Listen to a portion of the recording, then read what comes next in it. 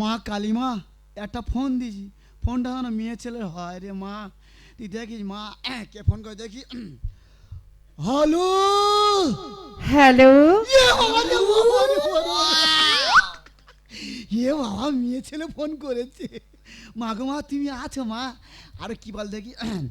Hello হ্যাঁ বাবা জামাই, তুমি কত দূরে?